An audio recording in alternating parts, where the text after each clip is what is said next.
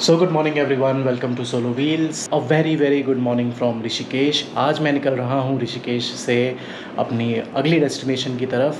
तो मैं आप लोगों को पहले ये बता दूँ कि आज मेरा प्लान था वापस एक्चुअली दिल्ली जाने का, लेकिन सुबह एंड मोमेंट पे मैंने वो प्लान चेंज कर दिया और अब मैं आगे बढ़ रहा हूँ चोपटा चंद्रशिला की तरफ, जहाँ पे तुंगनाथ का टेम्पल है। चोपटा मेरी लिस्ट में बहुत पहले से था, तो मैंने सोचा कि यहाँ से सिर्फ वो 160 किलोमीटर समथिंग गूगल मैप्स पे दिखा रहा है, तो मुझे एटलीस्ट उस तरफ इसी बहाने निकल जाना चाहिए, ना जाने आगे का मौका मिले। तो इसलिए दिल्ली कैंसिल। और अभी सुबह के 11 बज रहे हैं। आई नो बहुत लेट हो गया है और सैटरडे है, तो रोड के पास मुझे जाते ही बहुत जाम मिलने वाला है क्योंकि ये ऋषिकेश है। बट इट्स ओके, देखते हैं कितने बजे पहुँचेंगे। आराम से चलाएँगे, कोई जल्दबाजी नहीं है। बने रहिएगा, आज का व्लॉग बहुत इंटरेस्टिंग होने वाला है। चलो जी, लेट्स गो। 11:30 बजे निकल रहा हूँ मैं। ये लोकेशन जो है, इस लोकेशन को अपर तपोवन बोलते हैं और नीचे जो मेन रोड है वहाँ पे लगा हुआ है बुरा जाम। पहला रीज़न दिन का टाइम हो गया है, दूसरा रीज़न आज वीकेंड है, तीसरा रीज़न दिन के टाइम पे जो राफ्टिंग की रिक्वेस्ट होती है वो बहुत बढ़ जाती है।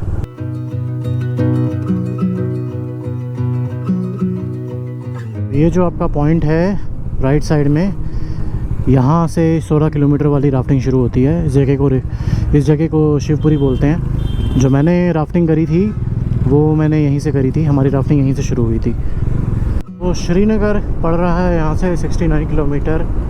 Gaurikund Kedarnath is 178 kilometre.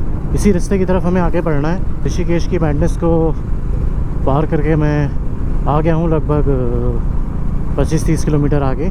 तो अब यहाँ पे काफ़ी अच्छा लग रहा है। तो जैसे जैसे आप आगे बढ़ते जाते हो, यू नो, माउंटेन्स उतने ही ज़्यादा ब्यूटीफुल लगने लगते हैं। वेदर भी सही होता जाता है। तो ऋषिकेश से लगभग 55 किलोमीटर के बाद ये पेट्रोल पंप आपको पड़ेगा, जो कि पहला गवर्नमेंट पेट्रोल पंप है।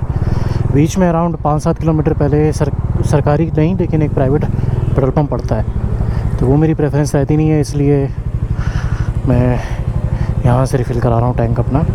तो मेक श्योर कि जब आप ऋषिकेश से चलें तो इतना बैकअप हो आपके पास आपकी गाड़ी में कि आप 50 से 60 किलोमीटर तक गाड़ी चला सकें।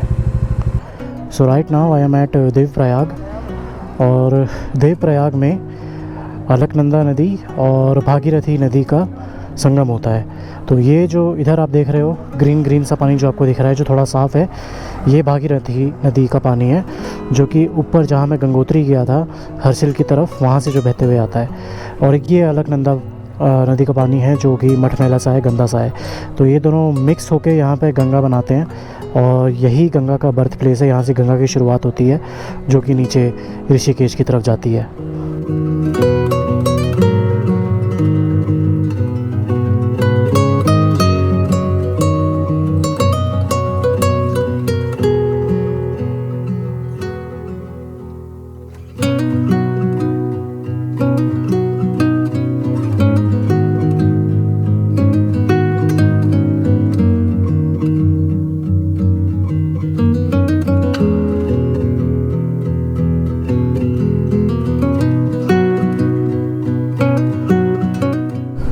तो अंदर वहाँ नीचे जहाँ पे सब लोग डुबकी लगा रहे थे उस तरफ मैं नहीं जा रहा हूँ, क्योंकि ऑनेस्टली मन नहीं कर रहा है इतनी गर्मी में इतना चल के जाने का।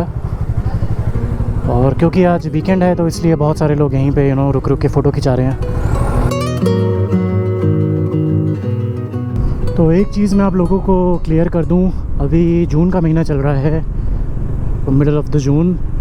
तो अगर आप लोगों को ये लगता है कि आप इस तरफ आ रहे हो ऋषिकेश के ऊपर केदारनाथ की तरफ जा रहे हो, अभी क्योंकि मैं देवप्रयाग में हूँ, तो मैं इतना आप लोग को बता सकता हूँ कि ऋषिकेश से देवप्रयाग तक अभी तक जहाँ मैं पहुँचा हूँ, आप बिल्कुल भी ये उम्मीद मत करना कि आपको ठंडा मौसम मिलेगा।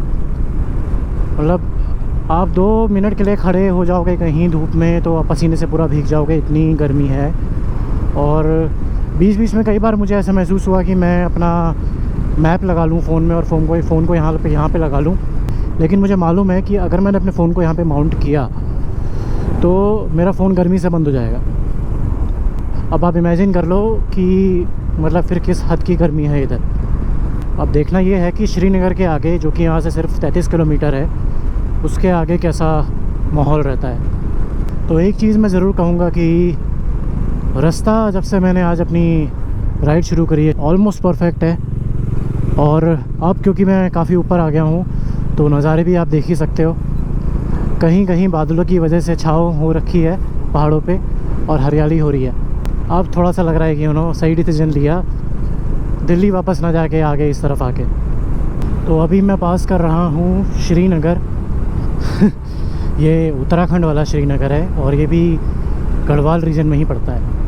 और ये जगह is like a proper city मैं ये बोलूँगा, क्योंकि सारी फैसिलिटीज़ हैं यहाँ पे। पीछे मैंने देखा था अच्छी अच्छी बाइक की शॉप्स भी हैं, मतलब बाइक रिपेयरिंग शॉप्स, बाइक के मैकेनिक की शॉप्स भी है। अगर आप अपनी गाड़ी वाड़ी चेक करवाना चाहते हो तो आप यहाँ से करवा सकते हो। तो ये यहाँ पे धारी देवी टेम्पल है। मैं यहाँ नहीं रुक रहा हूँ क्योंकि एक्चुअली मुझे यहाँ नहीं जाना, लेकिन काफ़ी मान्यता है इस जगह की। तो अगर आप इस रूट से होके गुज़र रहे हैं और अगर आपके पास थोड़ा बहुत समय है तो आप यहाँ पे विज़िट कर सकते हैं।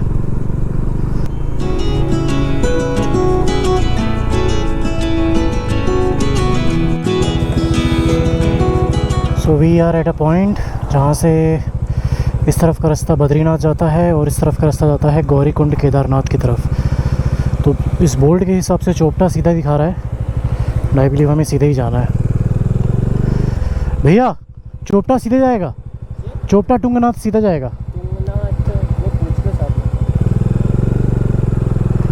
भैया टुंगनाथ किधर जाएगा? टुंगनाथ चोपटा? क्योंकि हमें पता नहीं है तो हम कैसे बताएं।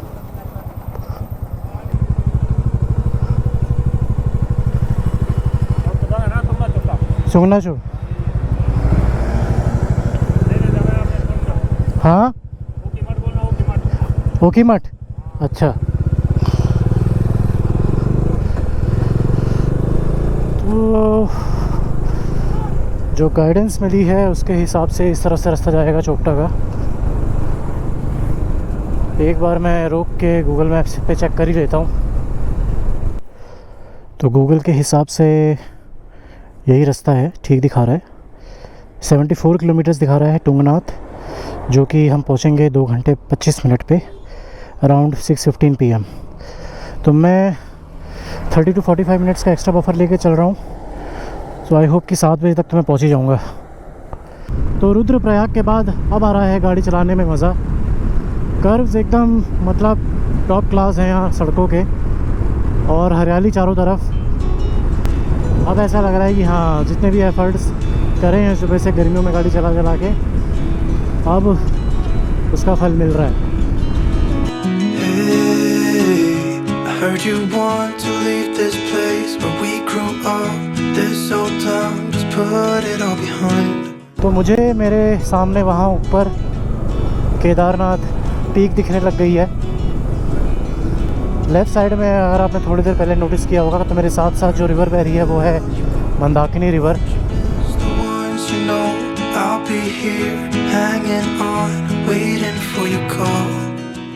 So good evening everyone. Right now I am at a place called Ukhimath और इस नदी के पार जो उस साइड वाला एरिया है उसको गुप्त काशी बोला जाता है।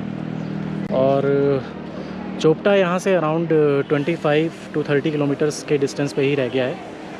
तो एक गांव है जिसका नाम है तालक समथिंग, तो वहीं तक ही लास्ट इलेक्ट्रिसिटी अवेलेबल है, उसके आगे बिजली नहीं मिलेगी। चोपटा में भी इलेक्ट्रिसिटी नहीं है।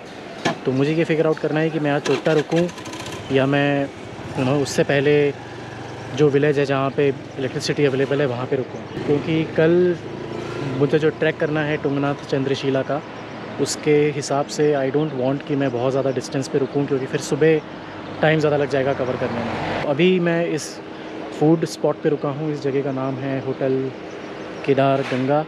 यहीं पे थोड़ा हल्का फुल्का खा पी के फिर मैं आगे बढ़ूँगा। और यहाँ से व्यू एक्चुअली बहुत अच्छा है, तो थोड़े ड्रोन शॉट्स वगैरह भी ले लेता हूँ। और आप लोग कमेंट्स में बताइए आप लोगों को ड्रोन शॉट्स यहाँ के कैसे लगे।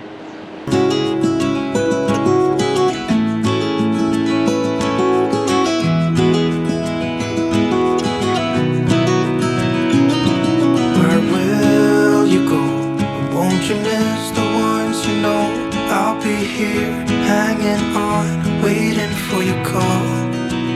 Seems like time as a wave passing by, leave a mark in our minds. अपनी इवनिंग ब्रेक के बाद जर्नी आगे बढ़ती हुई, और ये जो रास्ते हैं ऊकी मठ के, जो नज़ारे मैं देख रहा हूँ, ये मुझे हिमाचल में एक जगह है नग्गर, अगर आप उसके बारे में जानते हैं तो ये मुझे बिल्कुल उस जगह की याद दिला रहा है। तो ऐसा लग रहा है कि मैं नग्गर की सड़कों में गाड़ी चला रहा हूँ, क्योंकि उसमें भी राइट साइड में, जैसे ये वैली आपको दिख रही है, उसमें भी राइट साइड में आपको पूरी कुल्लू वैली दिखती है। तो गर्मी लगना बिल्कुल ना के बराबर हो गया है, क्योंकि पहली बात तो ये कि शाम हो गई है और थोड़ा हम हाइट पे भी आ गए हैं, तो यहाँ पे गर्मी नहीं है। तो वो कहते हैं ना कि कभी कभी बहुत अनएक्सपेक्टेड चीज़ें हो जाती हैं। तो आज अभी मेरे साथ कुछ ऐसा ही हुआ। मैं चोपटा की तरफ जा रहा था और चोपटा से कुछ दूर पहले गांव पड़ता है ताला, वहीं तक ही बिजली और पानी प्रॉपर तरीके से आते हैं। बिजली की सुविधा आगे नहीं है चोपटा में। तो यहाँ पे मेरी जगह एक छोटे से कैफ़े पे पड़ी जिसका नाम था स्टॉप ऑफ। तो मैं यहाँ रुका और मैंने इनसे बात करी कि अगर इनके पास रूम भी अवेलेबल है, तो इनके पास स्टे ऑप्शंस भी अवेलेबल थे। और आगे की स्टोरी बताने से पहले एक बार आप पहले इनका रूम देखो। तो इस तरह के कुछ हट्स बने हुए हैं, and that's how you know the room looks like.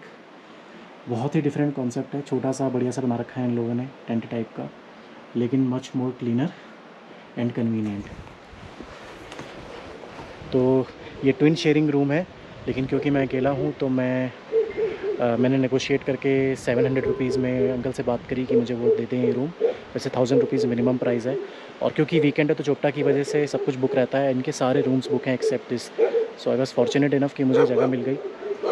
And the main reason कि मैंने ज़्यादा इधर उधर ढूंढना नहीं, वो ये कि जो इस जगह को रन कर रहे हैं वो सब के सब हिमाचल से हैं। जो अंकल हैं, जो फैमिली है, वो मंडी से हैं। तो फिर मैंने आगे कुछ सोचा ही नहीं, क्योंकि यू नो हिमाचल के साथ मेरा क्या रिश्ता है वो आप सब बहुत अच्छे से जानते हो। तो इसलिए मैंने सोचा कि ये सबसे बेस्ट और सबसे फेयर डील होगी मेरे लिए। और ऊपर कैफ़े भी है जो कि रात को 11 बजे तक खुला रहता है, तो चिल करने का भी अच्छा खासा अरेंजमेंट हो चुका है। Apart from room and all the you know story related to Himachal, ये जो जगह है, आप इस जगह को एक बार ध्यान से देखो, पीछे आप व्यू देखो। चोपटा वोपटा मेरे लिए अभी इस टाइम पे सेकेंडरी चीज़ हो गई है। ये जो चीज़ मुझे मिल गई है ना, बस दिस इज़ इनफ। तो अब फ्रेश होता हूँ अच्छे से, उसके बाद आप लोगों से आगे मिलता हूँ।